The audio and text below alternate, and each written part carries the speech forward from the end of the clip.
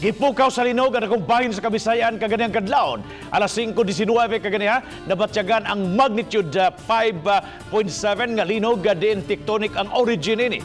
Naimutang ang epicenter ni sa kasagpampahin sa lungsod sa Kapuokan dito sa Lalawigan sa Leyte. Nabatyagan sa intensity 5 sa Tacloban City, intensity 4 sa Palo Leyte.